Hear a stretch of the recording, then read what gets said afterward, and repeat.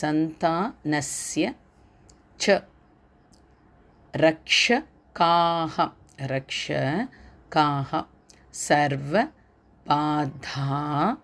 सर्वबाधा विनिर्मुक्तस् विसर्ग इस् विनिर् मुक्तस् सर्वत्र विजयी भवेत्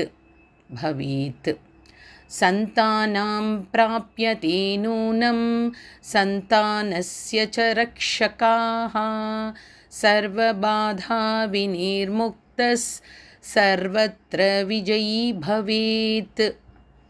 அடுத்து ஸ்லோக நம்பர் 4. सर्पदर्शनकाले वा पूजाकाले च यः विसर्ग यः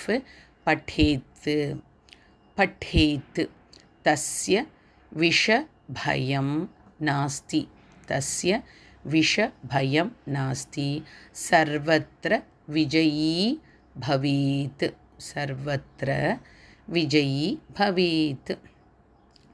सर्पदर्शनकाले वा पूजाकाले च यः पठेत् तस्य विषभयं नास्ति सर्वत्र विजयी भवेत्. ஸோ இது மட்டும்தான், இந்த 4 ஸ்லோகா தான் இந்த நவநாக ஸ்தோத்திரத்தில் வருது. இதை நீங்கள் தினைக்குமே படிக்கலாம். இப்போ ஒரு வாட்டி நான் ஸ்லோவாக இந்த 4 ஸ்லோகாவையும் படிக்கிறேன், நீங்களும் என்னோட சேர்ந்து படிங்க.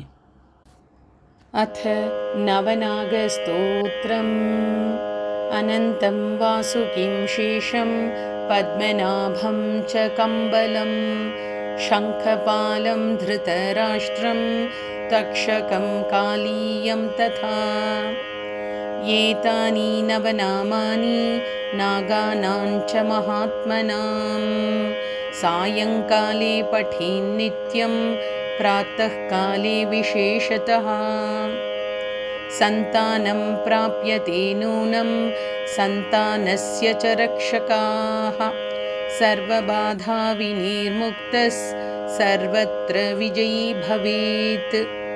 सर्पदर्शनकाले वा पूजाकाले च यः पठेत् तस्य विषभयं नास्ति सर्वत्र विजयी भवेत्. ॐ नागराजाय नमः. प्रातर्यामि नमस्करोमि इति नवनागस्तोत्रम्.